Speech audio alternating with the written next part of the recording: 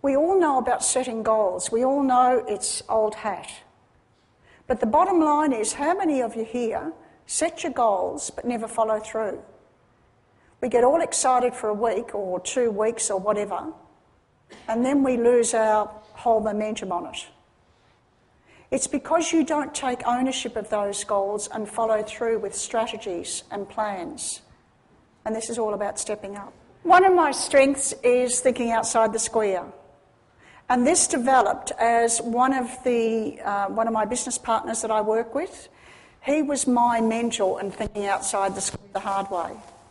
Because his boss, he had a top-level job, or has a top-level job, but his boss would always put to him, don't come to me with a problem, come to me with a solution.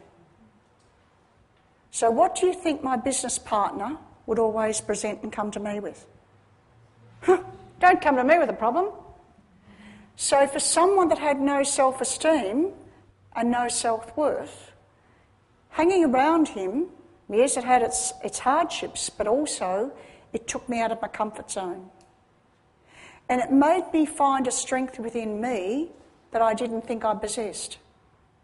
And thinking outside the square, Matt and I are going to do some of this later on with what we're going to be doing with the property.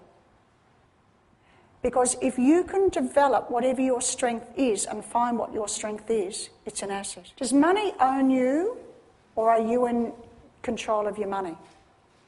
Which end of the scale are you? How much of your waking week, month, are you spending thinking about money? Lack of, how you're going to get, if only I could, all this sort of thing. What we need to do is to work on what could be the problems with money. Now remember the problem versus the solution. So the problem is lack of. The problem is the interest rates, as we mentioned. The problem is I haven't got enough deposit. When I save up enough money, that's when I'll start to look for property, or I'll really be fair income. I've got high debt. I can't get into debt. Do you think it's time to start looking at your debt? A lot of the debt we can really take it on board and do something with it. And our limiting beliefs are so overpowering with so many of us. How often did you hear that the only way you're ever going to make money is to work hard? Get out there and start to earn your keep, and you've got to work harder and harder and harder. Stop. We need, at this stage of where we are, to think smart, not hard. But so much of what we go through are repetitive patterns that stop us.